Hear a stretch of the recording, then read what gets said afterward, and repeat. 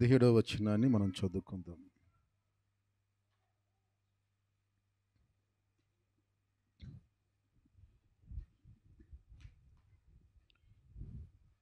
నూట 45వ కీర్తన 17వ వచనాన్ని ఒకసారి మనం అందరం చదువుకుందాం. యెహోవా తన మార్గములన్నిటిలో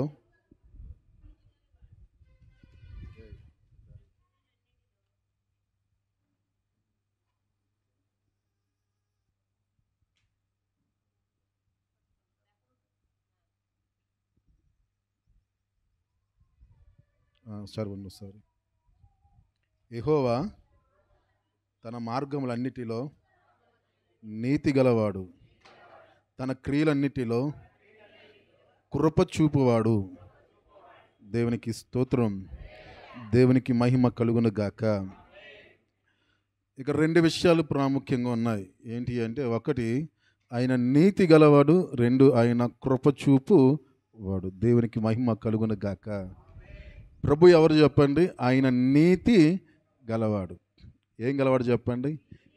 నీతి గలవాడు అంటే అర్థం ఏంటి అంటే, ఆయన మాట ఇచ్చాడు అంటే ఆ మాటను ఏం చేస్తాడో చెప్పండి? నెరవేర్చే దేవుడు. అబ్రహాముకి దేవుడు మాట ఇచ్చాడు. మాట ఇచ్చినప్పుడు అబ్రహాం ఏం చేశాడు? నమ్మాడు, ఆ ప్రకారం నడుచుకున్నాడు. నడుచుకున్నప్పుడు ప్రభు కూడా ఏం చూపించాడు చెప్పండి? అబ్రహాం పట్ల నీతిని చూపించిన వాడిగా ఉన్నాడు.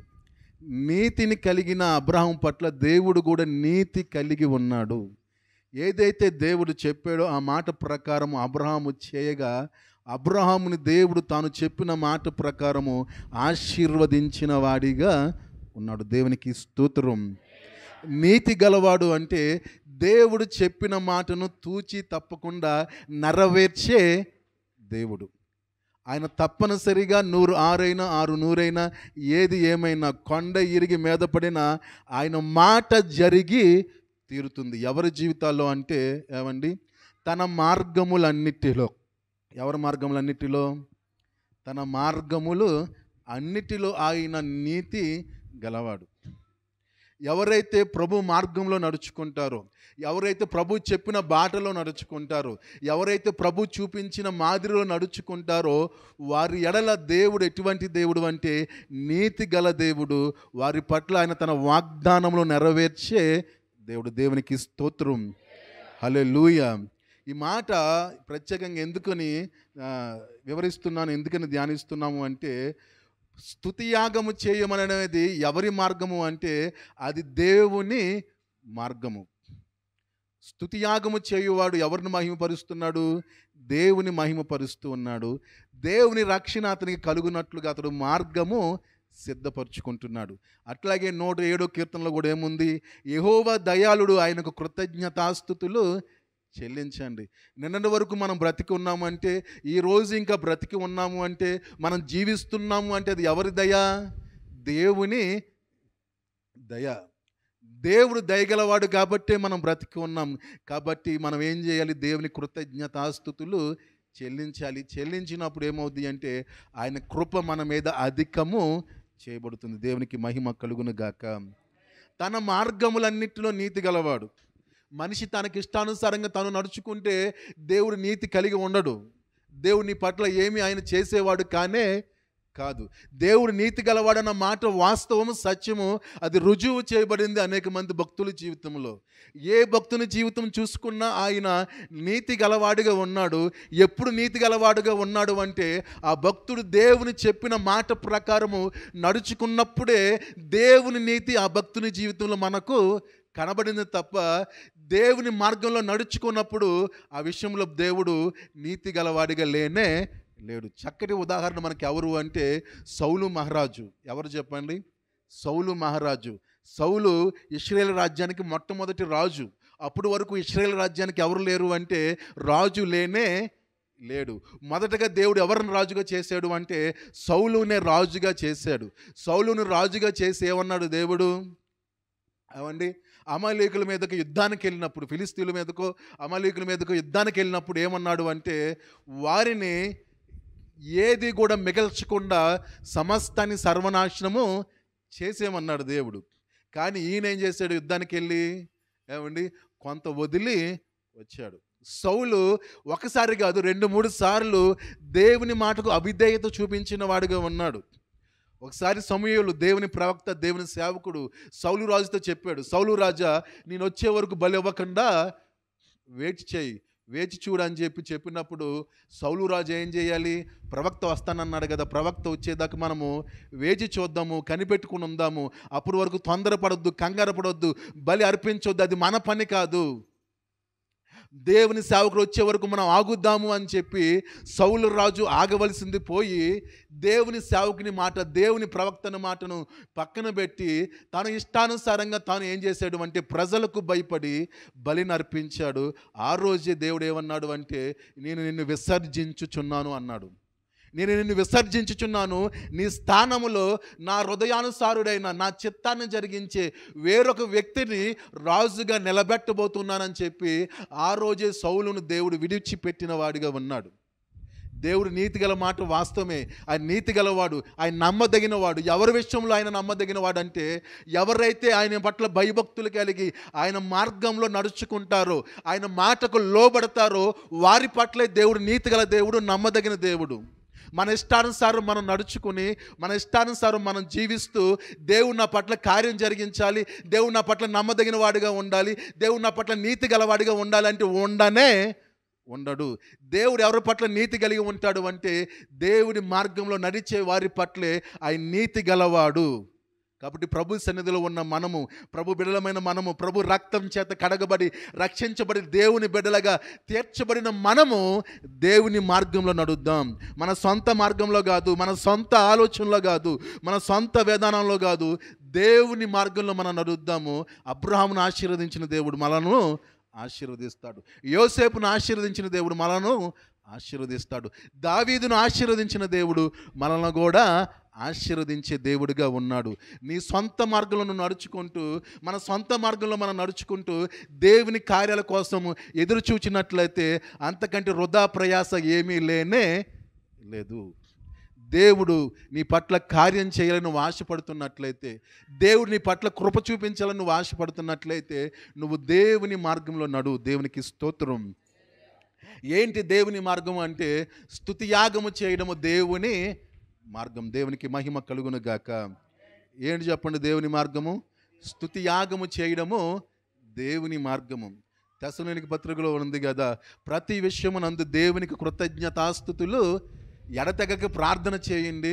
ప్రార్థనలో ఏం చేయండి? ప్రతి విషయమునందు దేవునికి కృతజ్ఞతాస్తుతులు చెల్లించండి. ఇది మీ విషయంలో ఎవరి చిత్తము? తండ్రి అయిన దేవుని చిత్తము. దేవునికి మహిమ కలుగును గాక. దేవునికి స్తోత్రం. హల్లెలూయా.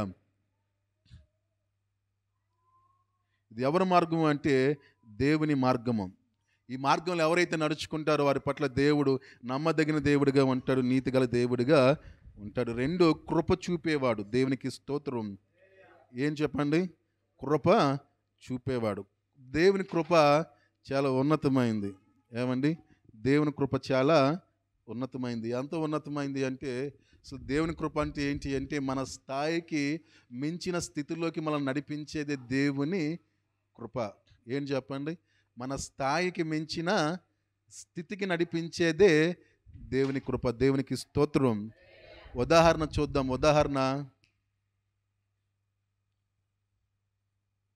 ఉదాహరణ ఏమండి? లాజరు జీవితాన్ని మనం చూసినట్లయితే లాజరు స్థాయి ఏంటి?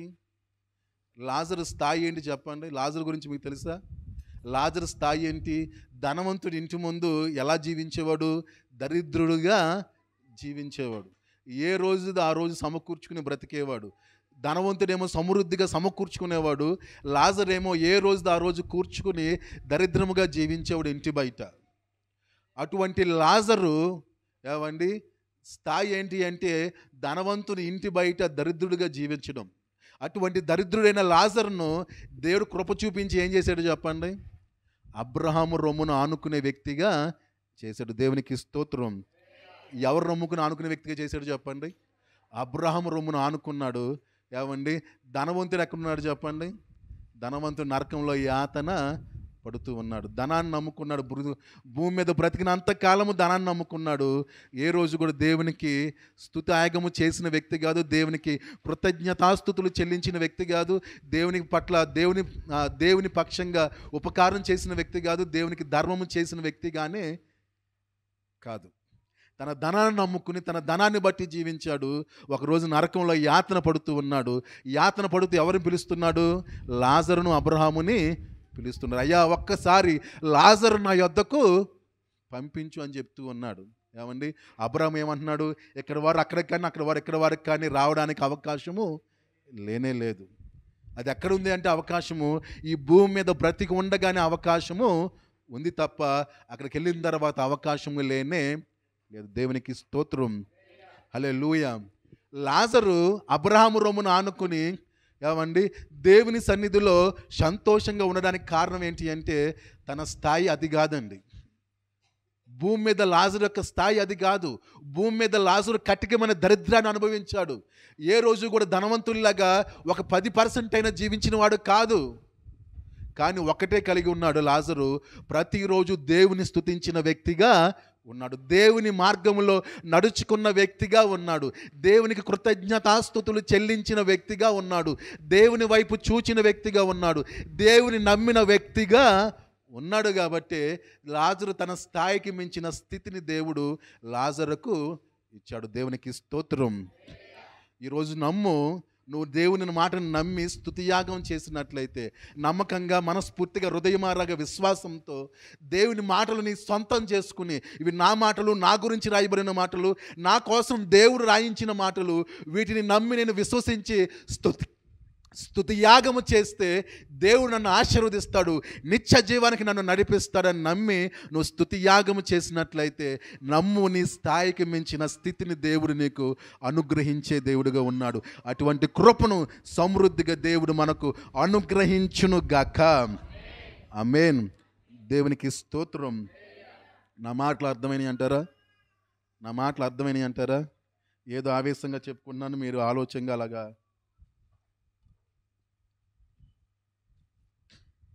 నేనేదో ఆవేశంతో చెప్తున్నాను, మీరేదో ఆలోచనలో వింటూ ఉన్నారా? చెప్పండి. నేనేదో ఆవేశంలో చెప్తున్నా, మీరు ఏదో ఆలోచనలో ఏమన్నా అంతేనా మిరిసిరత్నం గారు? నేనేదో ఆవేశంతో చెప్తున్నాను, మీరు ఏం చేస్తున్నారు? ఏదో ఆలోచనలో వింటున్నారా, లేకపోతే ఈ ఆలోచనతోనే వింటున్నారా? దేవునికి స్తోత్రం. హల్లెలూయా. మనం స్తుతియాగం చేయబోతున్నాం దేవునికి. ఏ పని చేసినా అది మనకు ప్రయోజనకరంగా ఉండాలండి. ప్రయోజనకరంగా ఉండాలి. అందుకే ముందు ప్రోత్సహించడానికి, ధైర్యపరచడానికి, విశ్వాసాన్ని కలిగించడానికి మాటలు చెప్తూ ఉన్నాం. చూడండి, దేవుడు కృప చూపించే దేవుడు. వీటి విషయంలో తన క్రియలన్నిటిలో ఏం చూపిస్తాడు చెప్పండి? కృప చూపిస్తాడు. తన క్రియలు ఎక్కడుంటాయి చెప్పండి? దేవుని క్రియలు ఎక్కడుంటాయి అంటే దేవుని మార్గంలో ఉంటాయి. దేవుని క్రియలు ఎక్కడుంటాయి చెప్పండి? దేవుని మార్గంలో ఉంటాయి. యేసు ప్రభు దగ్గరికి ఒక రోజున చాలామంది వచ్చారు. ఎక్కడి నుండి వచ్చారు? అద్దరు నుండి ప్రయాసపడి ప్రభు దగ్గరికి వచ్చారు. ఇంతకీ దేనికోసం వచ్చారంటే వాళ్ళు కేవలం రొట్టెల కోసము వచ్చారు. అక్కడ ప్రభు అంటాడు ఆ మాట, మీరు ఇహ సంబంధమైన ఆహారం కొరకు, ఇహ సంబంధమైన వాటి కొరకు ఎందుకు ఇంత ప్రయాసపడుతున్నారు? నా దగ్గరికి వస్తున్నారు మీరు దేనికోసం ప్రయాసపడండి? ఇహ సంబంధమైన వాటి కోసం కాదు, అక్షయమైన పరలోక సంబంధమైన వాటి కోసము మీరు ప్రయాసపడండి అని చెప్తాడు. దానికి వారు అడుగుతారు, అయితే మేము ఏం చేయాలి అని నన్ను అడుగుతారు. అడిగినప్పుడు వారితో ప్రభు అంటాడు కదా, మీరు దేవుని క్రియ చేయాలి. చూడండి అక్కడ అంటాడు, ఒకసారి యోహాను సువార్త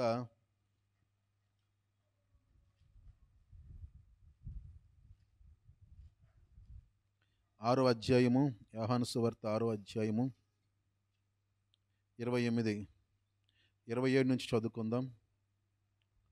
గట్టిగా చదవండి, కొంచెం గట్టిగా చదవండి. క్షయమైన ఆహారము కొరకు అంటే కష్టపడొద్దంటే వాళ్ళు ఎక్కడికి వచ్చారు? ప్రభు దగ్గరికి వచ్చారు. ఏమండి, ప్రభు దగ్గర మనం కష్టపడాలి. కానీ దేనికోసం కష్టపడాలి? క్షయమైన ఆహారం కొరకు కాదు. క్షయమైన ఆహారం దేవుడు ఎలాగైనా, మనం అక్షయమైన ఆహారం కొరకు కష్టపడినప్పుడు దేవుడు క్షయమైన ఆహారం ఎట్లాగైనా మనకి ఇస్తాడు. దాని కొరకు ప్రత్యేకంగా మనం కష్టపడవలసిన అవసరము లేదు.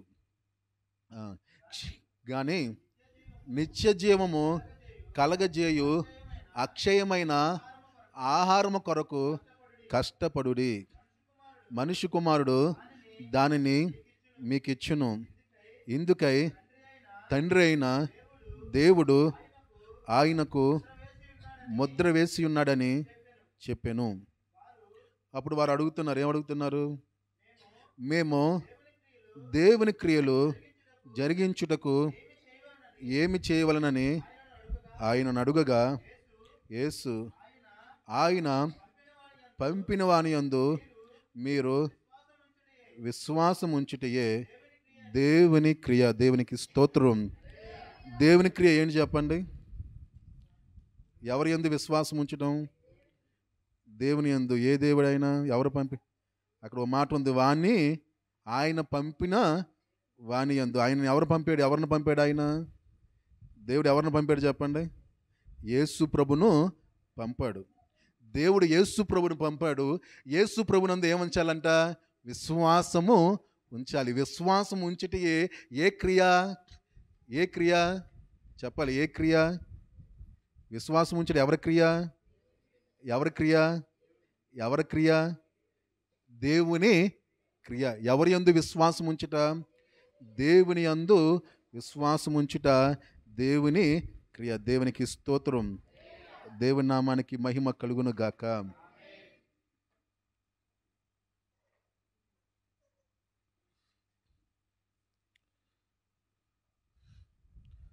దేవుడు కృప చూపించేవాడు. ఏమండి, ఆయన ఎక్కడ కృప చూపిస్తాడంట? తన క్రియలన్నిటిలో. చూడండి ఒకసారి కీర్తనలో చదువుకుందాం. దేవుని క్రియ అంటే విశ్వాసం ఉంచటం. ఇప్పుడు ఆయన కృప చూపించే దేవుడు ఎక్కడ? తన క్రియలు అన్నిటిలో. ఎన్నిటిలో చెప్పండి? తన క్రియలు అన్నిటిలో. ఏంటి దేవుని క్రియలు అంటే? ఏమండి, విశ్వాసం ఉంచితే దేవుని క్రియ. విశ్వాసంతో చేయటమే దేవుని క్రియలు. విశ్వాసం ఉంచుట దేవుని క్రియ. నువ్వు ఏది చేసినా విశ్వాసంతో చేయటమే దేవుని క్రియలు. ఎవరైతే దేవుని క్రియలు చేస్తారో వాటి విషయంలో దేవుడు కృప చూపించే దేవుడిగా ఉన్నాడు. విశ్వాసము లేకుండా మనం దేవుణ్ణి ఏది అడిగినా, విశ్వసించకుండా మనం దేవుణ్ణి ఏది పొందుకోవాలన్నా ఆ విషయంలో మనం దేవుని కృపను పొందుకోలేం. ఎందుకంటే దేవుడు కృప చూపించే దేవుడే.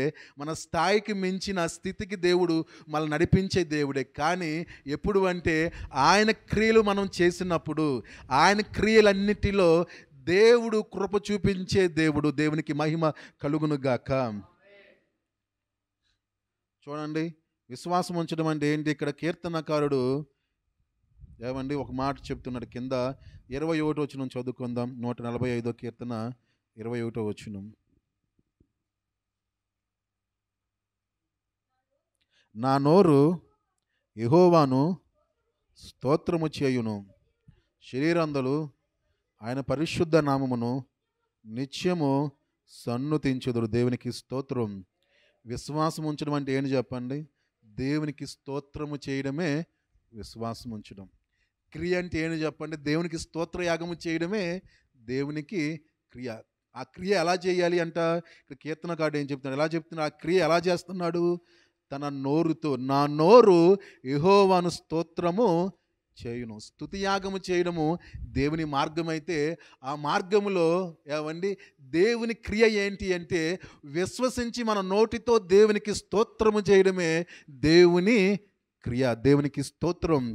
ఎవరైతే దేవుని మార్గంలో ఉండి దేవుని క్రియ జరిగిస్తారో వారి పట్ల దేవుడు నీతి గలవాడిగా ఉంటాడు. వారి పట్ల దేవుడు కృప చూపించే దేవుడిగా ఉంటాడు. దేవునికి స్తోత్రం. దేవునికి మహిమ కలుగును గాక. నేను అడుగుతున్నాను, దేవుని పట్ల నీతి గలవాడిగా ఉండాలని ఆశపడుతున్నావా? దేవుడు నీకు నీతి చేయాలని ఆశపడుతున్నావా? దేవుడు నీకు న్యాయం చేయాలని ఆశపడుతున్నావా? దేవుడు నీ పట్ల కృప చూపించాలని నువ్వు ఆశపడుతున్నావా? అయితే నేను అడుగుతున్నాను, నీ నోరు ఏం చేస్తుంది అని అడుగుతున్నా. ఏమండి, మన నోరు ఏం చేస్తుంది అని అడుగుతున్నా. కీర్తనకారుడు నోరు దేవునికి స్తోత్రం చేస్తుంది అంట. కీర్తనకారుడు నోరు దేవునికి స్తోత్ర యాగం చేస్తుంది. కీర్తనకారుడు నోరు దేవుని క్రియ చేస్తుంది. కీర్తనకారుడు నోరు దేవుని విశ్వసిస్తుంది. మరి నీ నోరు ఏం చేస్తుంది?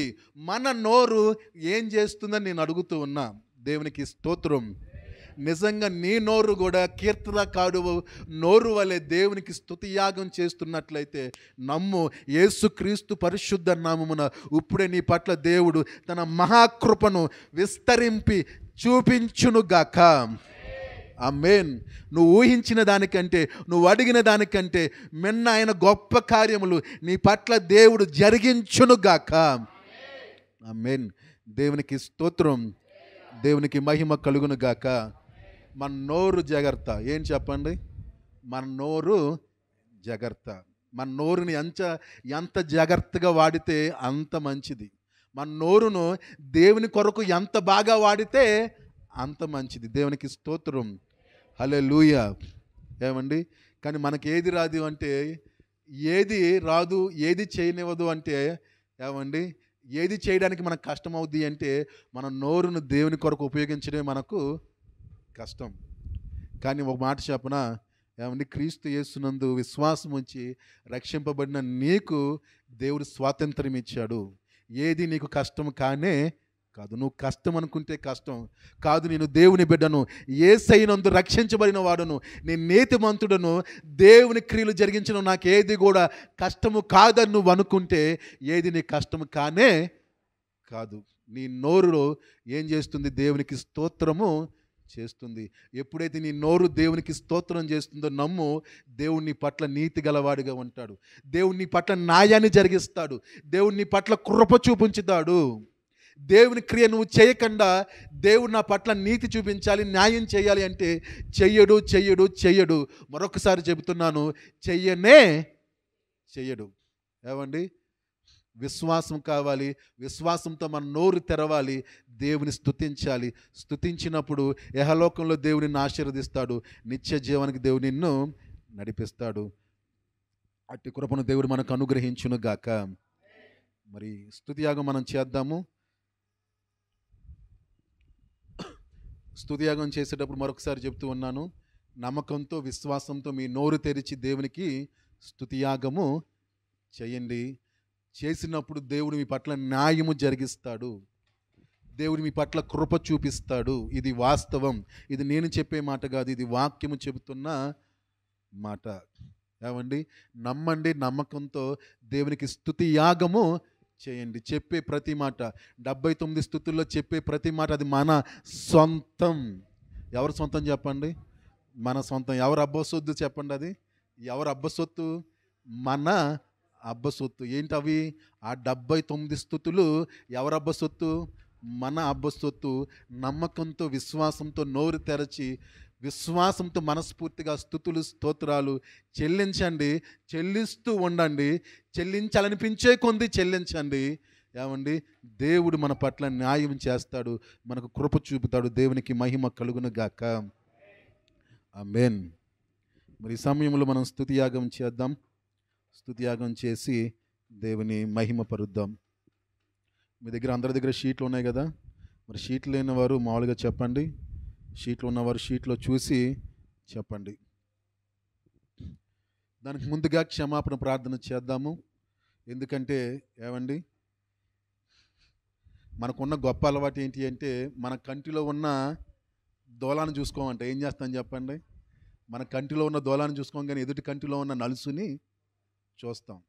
ఎదుటి కంటిలో ఉన్న నలుసుని చూసి ఎదుటి మనిషిని మనం తుణికిరిస్తాం, తక్కువగా అంచనా వేస్తాం. ఏమండి? కానీ మన కంటిలో ఏముంది చెప్పండి? పెద్ద దూలం ఉంది. అది మనకు కనపడదు. కానీ ఎదుటి మనిషి కంటిలో ఉన్న నలుసు మాత్రం మనకి ఎలా కనపడద్ది?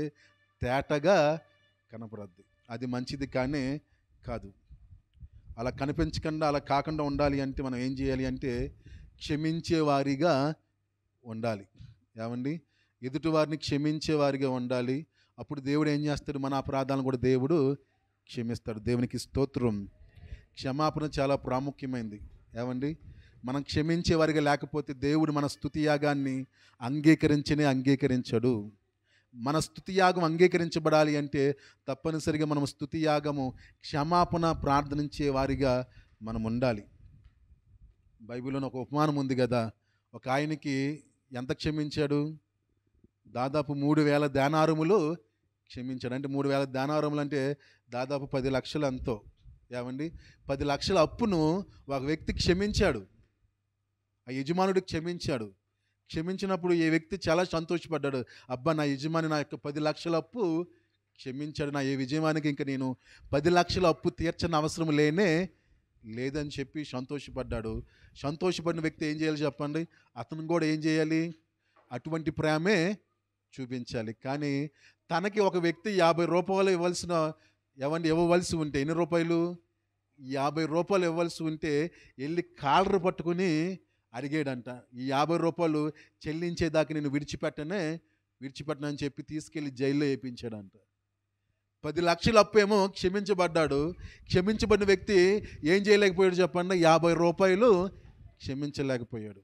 యేసుక్రీస్తునందు దేవుడు నీ విస్తారమైన పాపములను క్షమించి నీకు నిత్య జీవాన్ని ఇచ్చాడు. కానీ నువ్వేం చేయలేకపోతున్నావు అంటే, నీ తోటి సహోదరుని, నీ తోటి వ్యక్తి, నీ కుటుంబస్తుని పాపమును నీవు క్షమించలేకపోతున్నావు.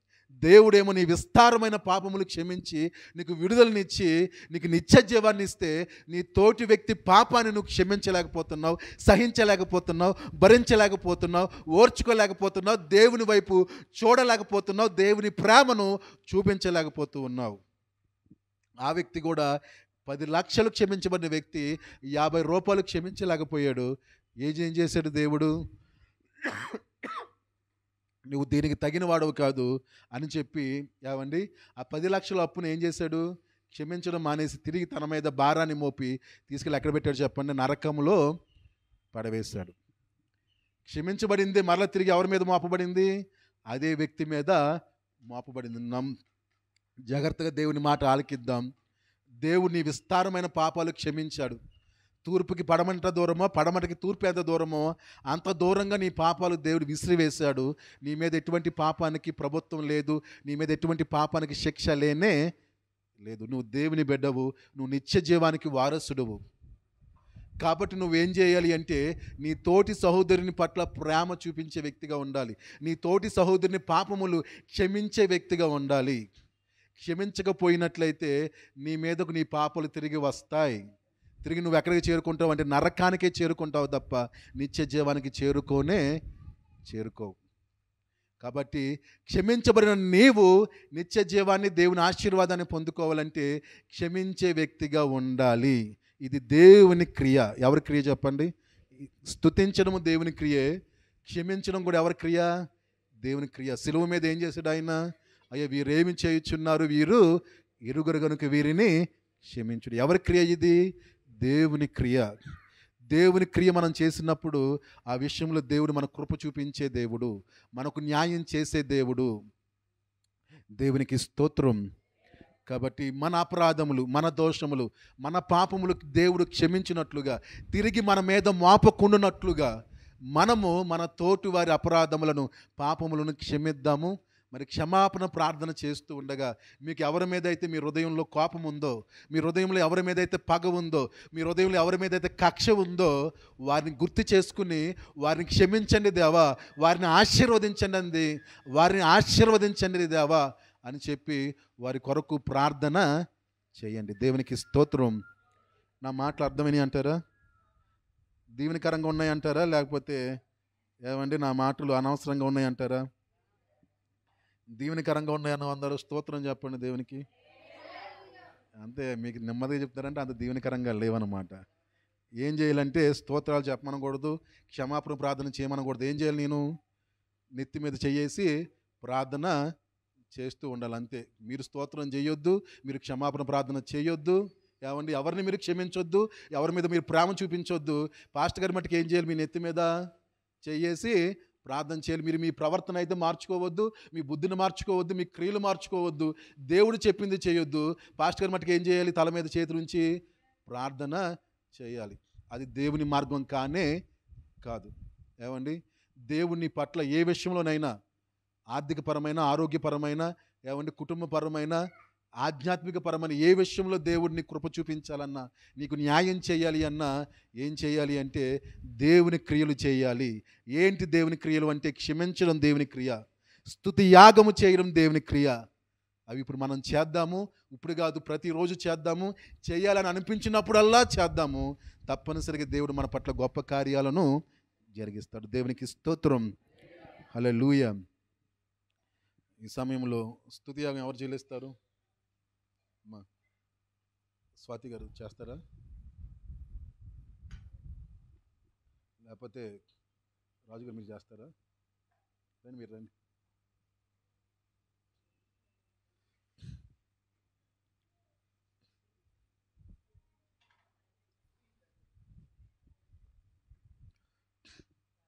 సో దానికి ముందుగా క్షమాపణ ప్రార్థన చేసుకుందాం. క్షమాపణ ప్రార్థన చేస్తారా? నేను చేయాలా? ఓకే. నాతో పాటు ప్రతి ఒక్కరు చెప్పండి. క్షమాపణ ప్రార్థన చాలా ప్రాముఖ్యం. క్షమాపణ ప్రార్థన చేయకుండా స్తుతి యాగం ఏమి చేసినా అది దేవుడు అంగీకరించడు. నాతో పాటు చెప్పండి. ప్రేమగల పరలోకపు తండ్రి, మా ప్రభుడును రక్షకుడును మీ ప్రియకుమారుడగు యేసుక్రీస్తు పరిశుద్ధ నామమున కృతజ్ఞతాస్తుతులు చెల్లిస్తూ ప్రార్థిస్తున్నాము. తండ్రి, మా అపరాధములు, మా దోషములు, మా పాపములు క్షమించబడులాగున తండ్రి, మా ఎడల అన్యాయముగా నడుచుకున్న వారిని, మా ఎడల కీడు చేసిన వారిని, నష్టము కలిగించిన వారిని, మాకు బాధ కలిగించిన వారిని, మమ్మను గూర్చి అబద్ధముగా మాట్లాడిన వారిని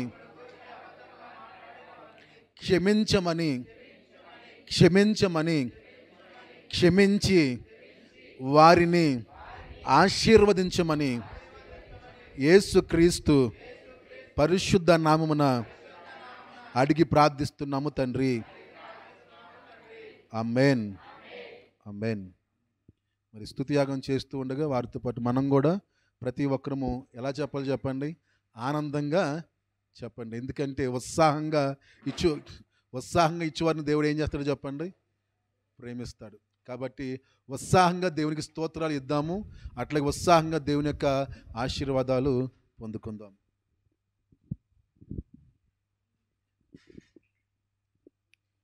ప్రేమగల పరలోకపు తండ్రి, నీకే స్తుతులు స్తోత్రములు. మహిమగల తండ్రి, నీకే స్తుతులు స్తోత్రములు. నన్ను పుట్టించిన తండ్రి, నీకే స్తుతులు స్తోత్రములు. యేసుక్రీస్తు యొక్క తండ్రి, నీకే స్తుతులు స్తోత్రములు. మా యొక్క తండ్రి,